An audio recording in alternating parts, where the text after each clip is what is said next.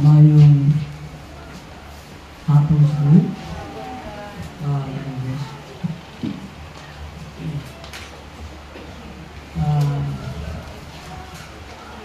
Abiyan namin sa Colossus 3,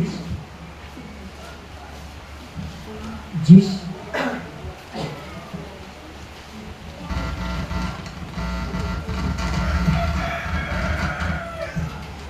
dito po sa sinabi, mahal na kitang tramo. Colossus 3:10.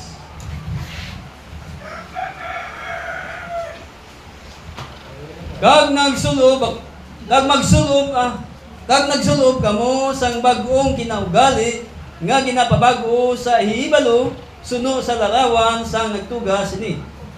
Lord, maraming salamat sa kabutihan mo. Paano mo sa napalito kami, bilang kami dito, at patawarin kami sa mga pagkakulang at sana mapagkakamali, kahinaan, katitisuhan, kaya namin kami namin, nawang banal Espiritu ang kumilos sa amin, at ang iyong pugo ay ang nag-cover sa amin, kumuha ng mga lahat ng mga di kaanisan sa amin. Salamat at ang banal na apoy ay nagsulong sa mga gawa ng Diyos. Salamat sa mga kabutihan sa amin, pagpalain mo kami sa pangalan ni Lord Jesus, Your Father. Amen. Masukong kayo lahat. Ano yan? May mga New Year resolution ng tao. Pero hindi naman natutupad. Dahil para sa mga hindi Kristiyano, ang pagbabago ng taon ay pagpapalit lamang ng pahina ng kalendaryo.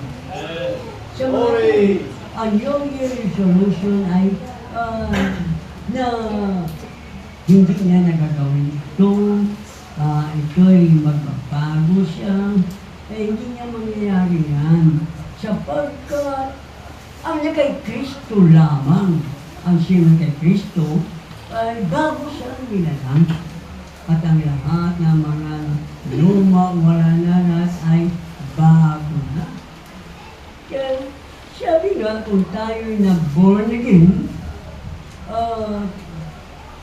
huwag tayo umayong sa takbo ng salita.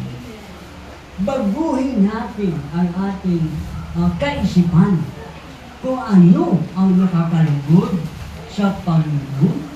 Kaya sabi niya, kung ano kaya-aya sa Panginoon, kailangan ng ating kaisipan ay ang ating buhay. Huwag umayong sa takbo ng salita. Kung paano hindi ayon sa takbo ng sanlibutan, kung ang kaisipan ng tao ay makalupa, makalaman. Kaya nga, sabi magbabago lamang, dahil bago tayo, dahil sa kalaman.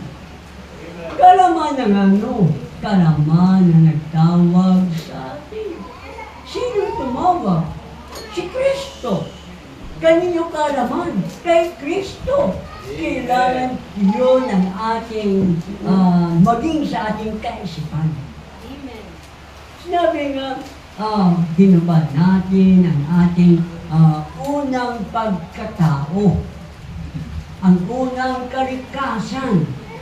Hindi kaluluwa ang ating hinubad, kundi ang kalikasan ng ating kaluluwa ay ating hinubad. Ano yun? Ang buhay sa mundo. Ang ito ay espiritu ng sanlibutan. Hinubad natin ang makasalanang uri ng buhay. At nagsuot tayo ng panibagong kalikasan. Kanino kalikasan? Kalikasan ng Diyos. Kalikasan ni Kristo. Na paano magbabago ang ating buhay sa pamamagitan ng kaalaman. Sa mga tuwing dahil sa New Year resolution, sa kaalaman, kaya ang tao kailangan lagi siyang makinig. Lagi siyang dumalo sa gawain upang kanya marinig ang kaalaman ni Kristo. Hindi lahat ng pagkakatipon ng mga iglesia ay may kaalaman ni Kristo. Sapagkat kung may kaalaman sila ni Kristo, sana nasa mensahe sila. Pero bakit? Dahil ang kaalaman ni Kristo, salita ng Diyos, kapag may huwaga, hindi naman nila kayang unawain yan. Pinipilit ang sarili nilang understanding at ihalo sa kaalaman ni Kristo. Hindi pa rin puro. Pag hindi puro, hindi na si Kristo yun. Dahil si Kristong puro na salita ay siya purong mensahe, siya si Kristo sa purma ng mensahe. Kapag naluwan ito, hindi na yun ang Kristo. Kaya nga sabi, ang namatay kay Kristo, siya ang unang bumuhay. Paano ba ang mga taong namatay kay Kristo? Ayon sa mga reliyon, kapag ikay sumapi sa reliyon, nagpabautismo sa ng reliyon, iyon ang paraan upang sasabihin na sila'y namatay kay Kristo. Yun ay, kung sa ilonggo pa, palampat. Hindi totoo yun. Sapagkat si Kristo ay ang salita ng Diyos. At ang tao na sa salita ng Diyos ay purong salita. Sa bawat kapanahonan may ng iglesia, may mensahero, may mensahe, at sa uling panahon ito, na sa uling panahon tayo, ang mensahero ay ang ikapitong mensahero. At tagline niya, ang mensahe na pahayag sa kanya. Ano ang mensahe na tagline ng ikapitong mensahero? Hindi mensahe kagaya ni Luther, ni Wesley, ng Pentecostal. Ano pala? Yung mga hiwaga. Hiwaga na napaloob sa pitong tatak. Yun ang mensahe. Ngayon, ang mensahe ito nagbibigay ng apoy sa iglesia. Nagbibigay siya ng revival sa iglesia. Pero kung ang mensahe hindi pure, ang revival ay patay. Napag-usapan natin yan. Ito, babalikan ko kunti. Bago ako magpatuloy. God, God. Ang papel ko din.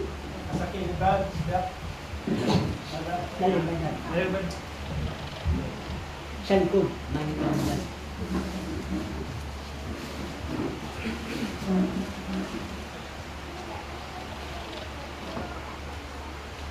Sa likod. Ano yung din sa likod? Come on, eh.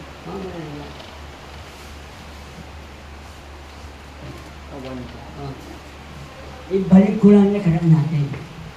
Now, let a man look at you. Kung hayaan mo taong tumingin sa iyo. Bakit? A little Christian girl coming down the street. Ang iyo pala dito ay babae.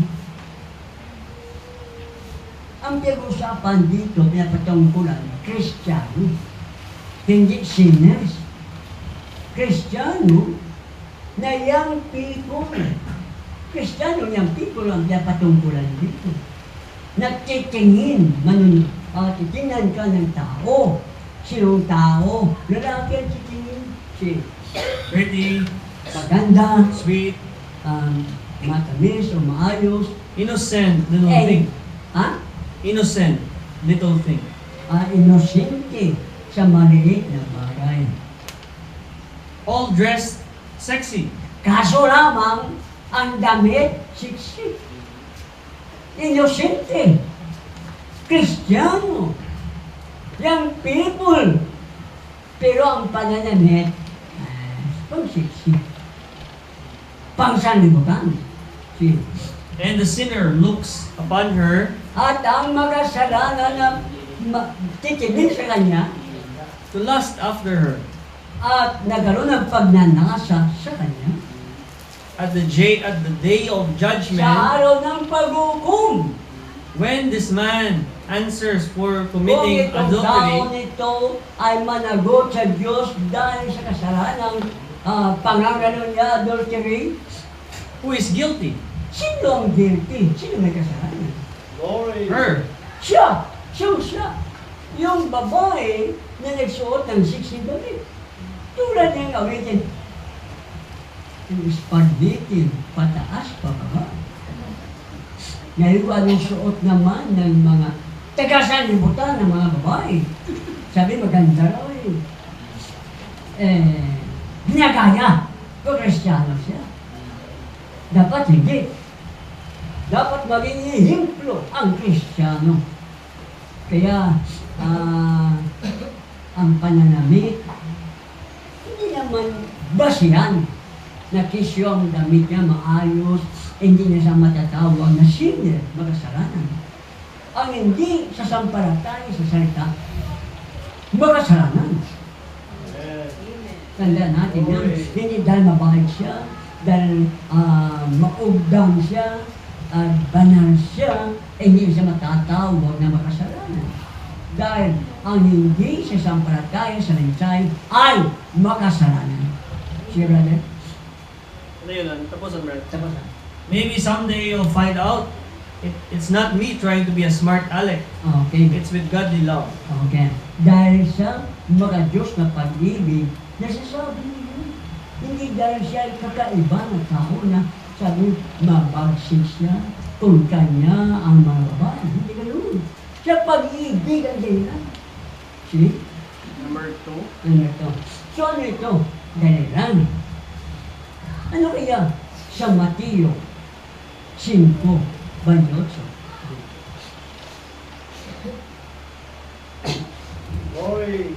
Mateo 5:28. Ah.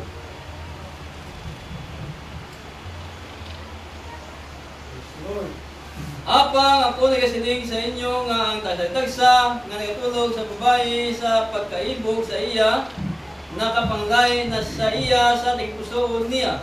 Okay. So mayroong pala niya tawag fornication na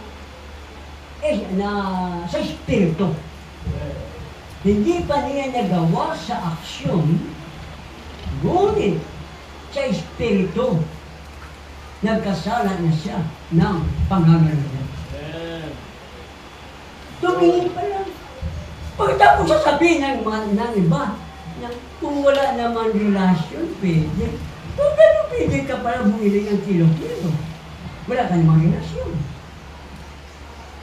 Ngunit ito'y mali. Sapagkat ang lahat ng mga hiwaga sa Biblia nahayag na sa pamagitan ng ikapitong mensahero, prophet siya.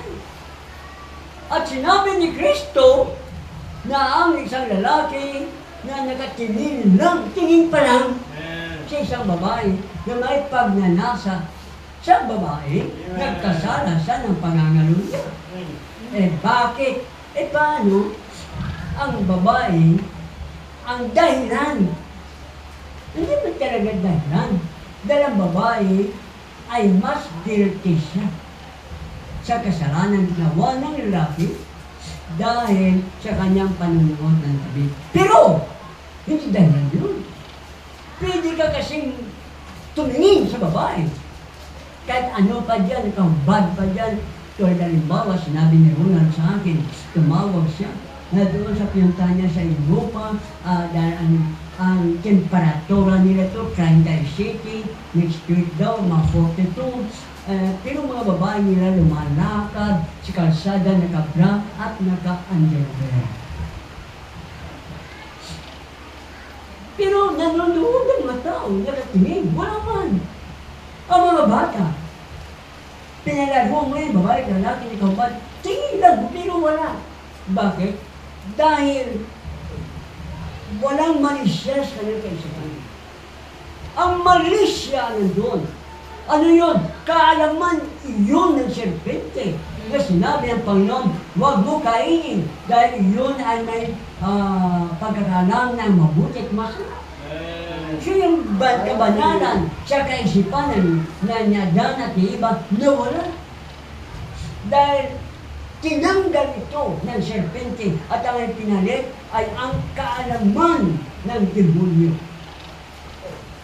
Kaya ang kalamanan yun ay nasa kaisipan. Ngunit, kung baguhin natin ang ating kaisipan, kung ano ang kaisipan natin, babaguhin at ang ating ipapalit yung kaalaman ng salita ng Diyos. Kaya pagtingin mo, hindi ka interesado. Huwag mo sabihin, ibalin ko ang ating kaisipan sa wala. Palibot mo yun. Ibalin mo sa kanan. Nandun din siya kasi ang buong mundo nito ay kontrolado ng demonyo. Nasa ilalim ng kapangyarihan ng demonyo ang lahat ng bagay sa mundo. Na hindi masunurin sa Diyos. O sige, lalakad ka ng Paulo, ganun yun. Lahat na lang yun, ganun. Kaya, pero, kung tayo born again sa Espiritu ng Diyos, ang ating kaalaman, salita ng Diyos, na tumingin ka lang, pagtingin mo, hindi ka interesado, baliwala sa iyo. Kaya, hindi apektado ang tunay na born again sa anuman ang ayos ng mga taga-sanlibutan ng babae. Pero, kailangan huwag gayahin ng mga born again. Na sinasabi mo lagi, huwag gayahin ito ng mga Kristiyanong mabay. Kaya tinuruan tayo ng kung paano manamit. Yun ang sinasabi ng Panginoon sa pamagitan ng kanyang mga ministro kung ano ang uri ng pananamit. Huwag makasalimutan. Huwag umayon sa takbo ng salimutan. Si Brother? Next na brother. Don't be like the rest. Huwag kayong maging kagaya ng iba Of the world. sa salimutan. You Pentecostal women, Okay. your organization is what invited in and made themselves an organization. They're trying to compare their congregation with a well-dressed, groomed, and best-dressed people. Kita mo anong gusto ng mga pastor. Gusto niya kung anong damit ng tagalabas, taga-salibutan, yun din ang kanilang isusunod. Okay? Alam nyo, may mga intern na mga preachers, pastor. Mayroon silang fellowship. Intern ito sa Manila ito. Lahat ng mga pastor, naka-Amerikana. Lahat. Ikumpara nila ganyan sarili sa taga-singlibutan. World-great people. Ganyan din ngayon ang sinamahan ni Brother Nando. Taga-Himamaylan. Ang mga elders, lahat taga-Barong Tagalog. Long sleeve, Tagalog. Barong Tagalog. Well-dressed. Mabuti ba ito sa Diyos? Masahin mo. That's the devil. Demonyo yun. Kita mo? Sabi, ang lahat ng magandang damit isusuot para kay Lord. Yan ba sa demonyo yun?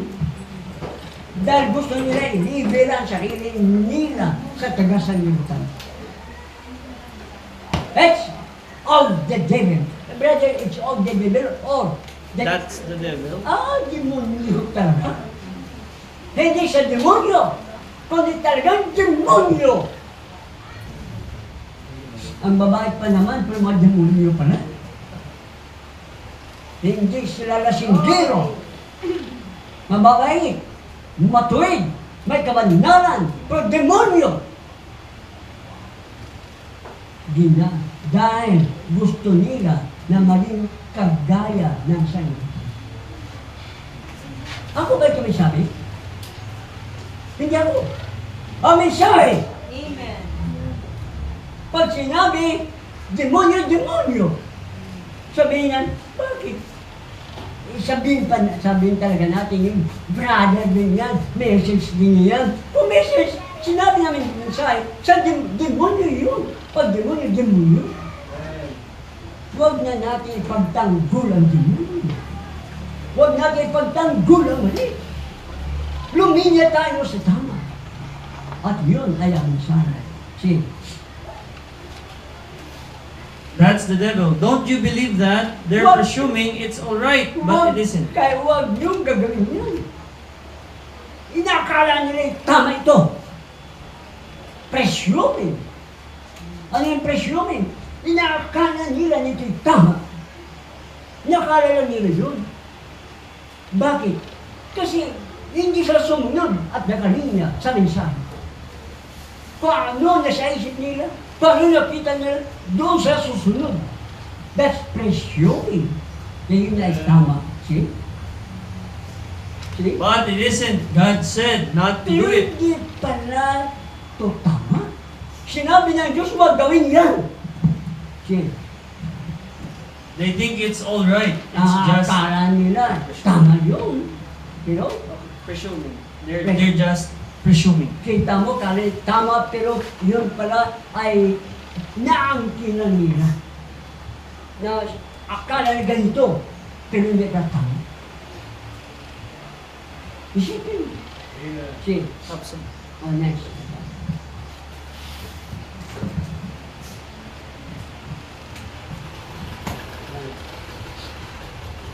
Cellphone.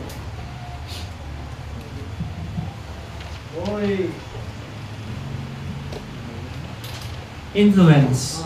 We haven't got the humility. Oh, nasabi na natin ng linggo. Wala tayong pakumbaba. We don't want to, and Ayaw people don't. nila. Ayaw nila magpakumbaba. At hindi rin ito kailangan. You go sometime to a real well-dressed people in church. Pupunta ka minsan sa mga maayos, magagandang pananamit sa iglesia.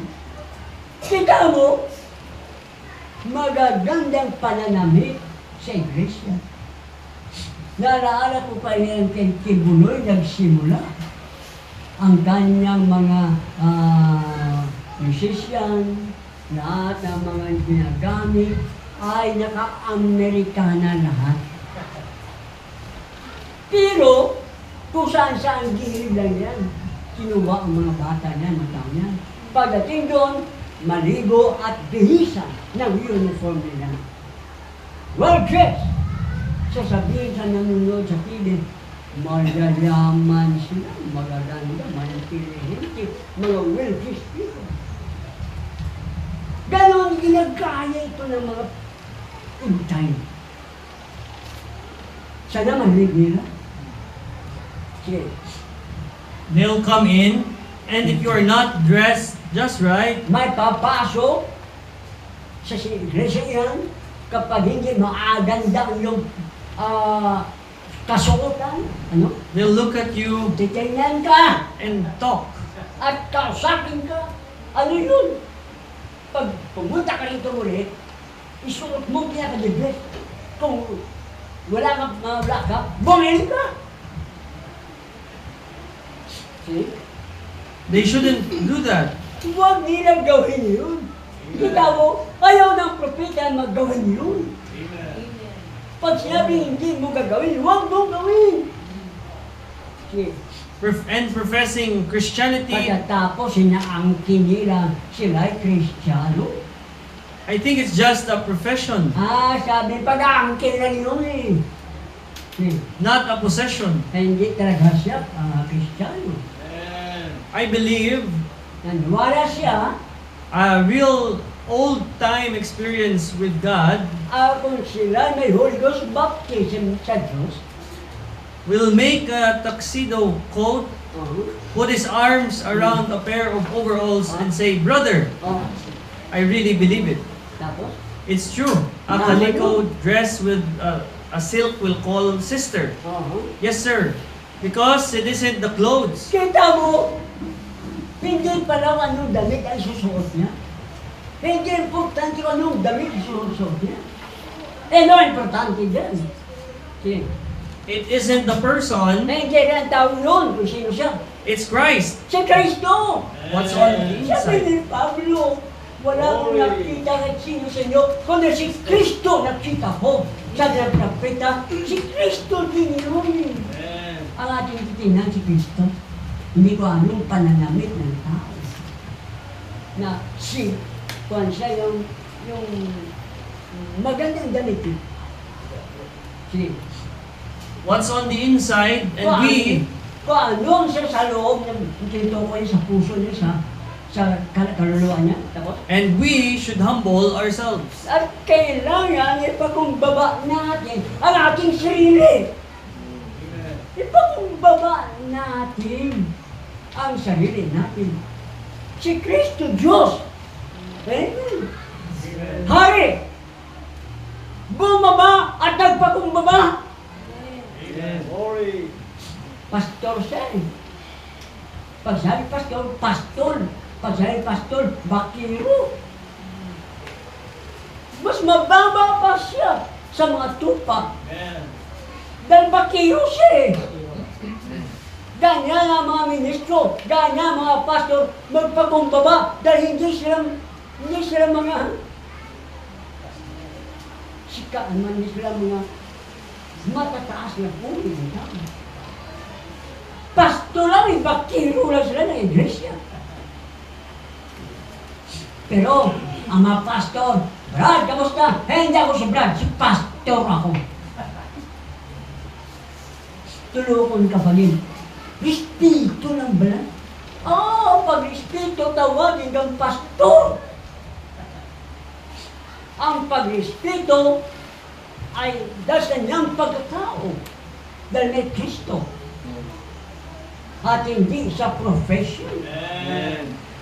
Si Brother Branham, kailanman sinabi, ako si Prophet Branham. Si Pablo sinabi, ako si Apostol Pablo. Wala. Kasi ang mga gawa niya hindi profesyon. Gawain yun. Kaya kailangan magpakumbaba tayo. Katulad kay Brother Valentin, napunta sa doon sa Iglesia ni Cristo, nagipag-usap, sabi, nananalo ka, ganyan ka lang, labaw ilayan. Yung baba, ang tingin sa kanya, nakachinilas lang, maruntang ang paa. Ganyan ang sa limutan. Kilatisin ka muna, mula sa ulang sa paa, hanggang sa kanilang.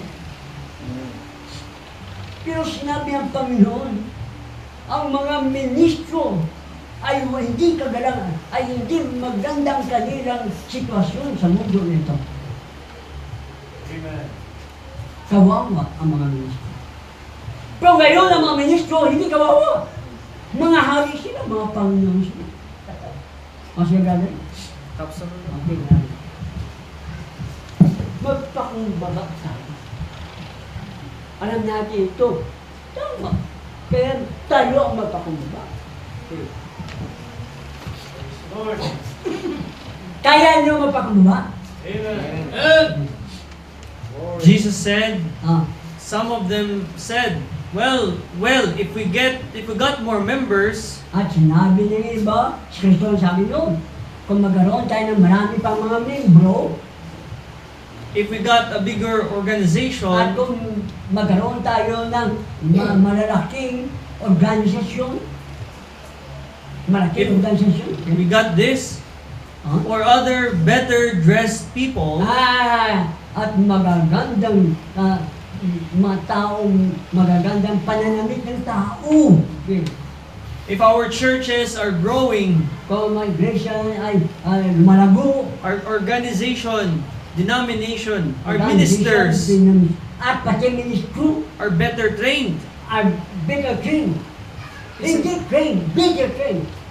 Sobra-sobra ang pag-train. isn't that a sign God Yan ba yung is sign?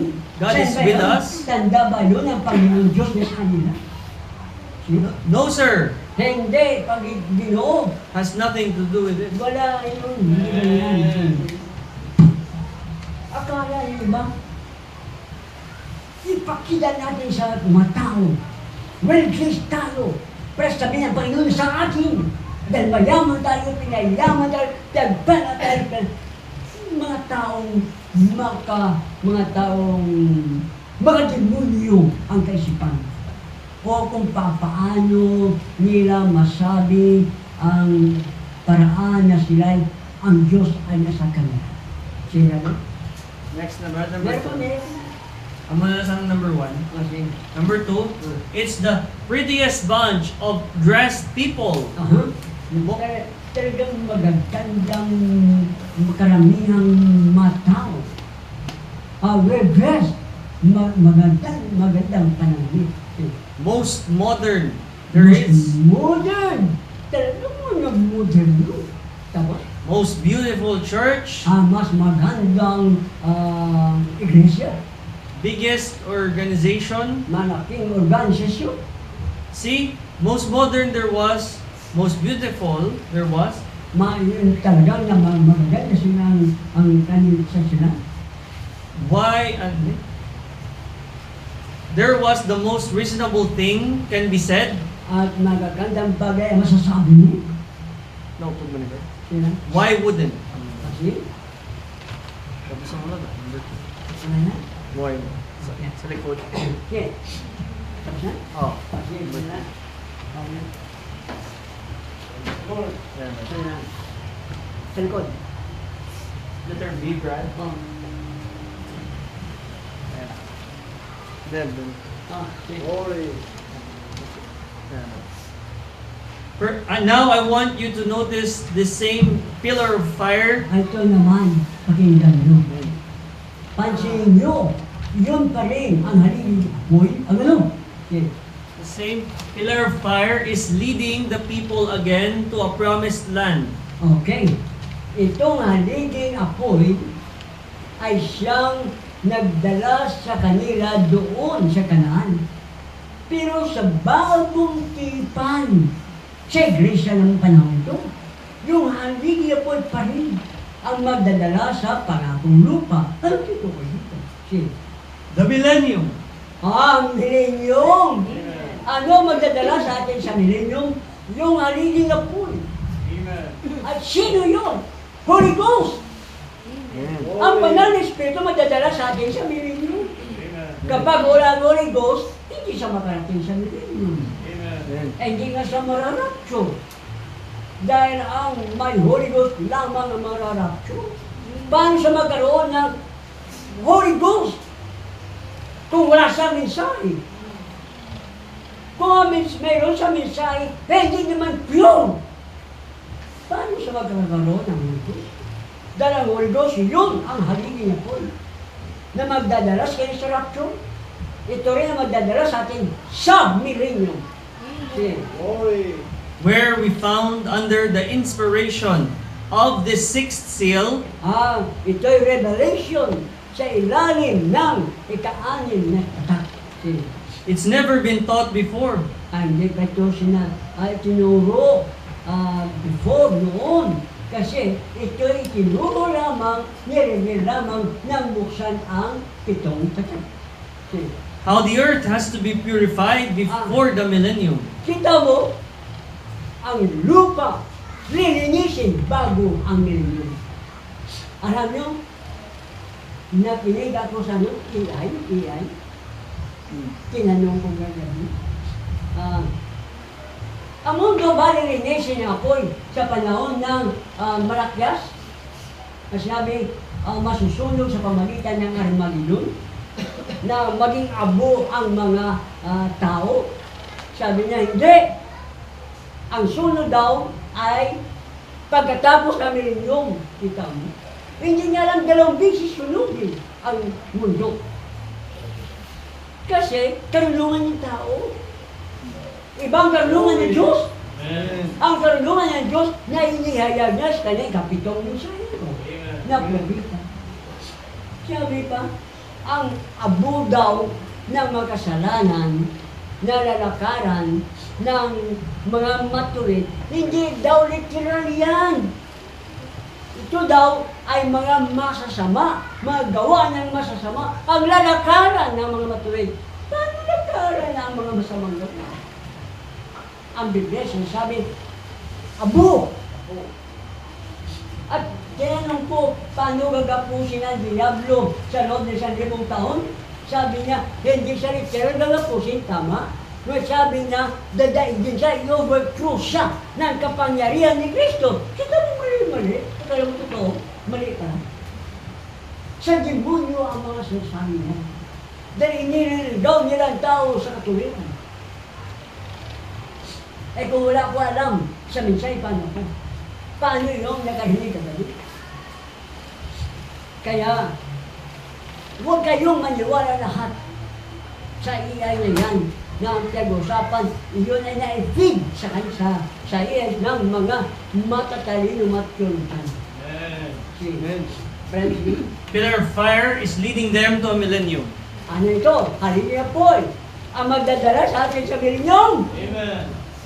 Amen! Amen. Glory. Paragraph number 14, voice of the sign.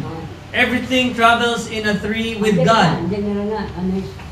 Number Isa na lang. 17, Ah. the unveiling of God. Like the attribute, see, it Kagaya is sa bakilot bahagi. See? it is in God. Itong bahagi ay nasa Diyos. Natural. Saan ba tayo galing? Sa ating Ama. Saan ba ang attribute? Saan galing? Sa Diyos. See? Attribute is your thought. Ang attribute nito ay yung kaisipan God in the beginning, sa Diyos, sa pasimulan ng Diyos. the eternal. Siya ay walang hanggan. He wasn't even a God. Ay hindi pa rin sa matatawag Diyos noon. Hindi pa sa Diyos ang Diyos noon. Ang Diyos hindi Diyos noon? Anong klaseng Diyos yun? Dahil hindi pa sa Diyos noon. Sige, He was the eternal.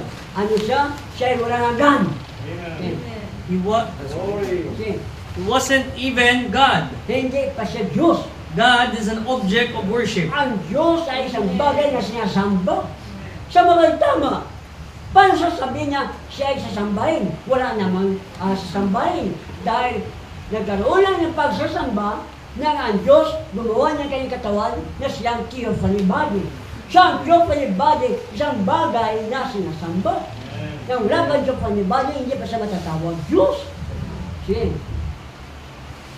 So, He was Elohim, the eternal. Dahil lang, sino ang Diyos? Elohim! Ang walay katapsan. Sige. But in Him was thoughts. Pero nasa kanya ay ang mga kaisipan. He wanted to become material. Gusto siyang siya'y mahayag. And what did He do? At anong ginawa niya? Then He spoke a word. At sinabi niya ang salita. And the word was materialized. At ang salita ay nagkaroon ng kapangyarihan. That's the whole picture. Yun ang buong larawan.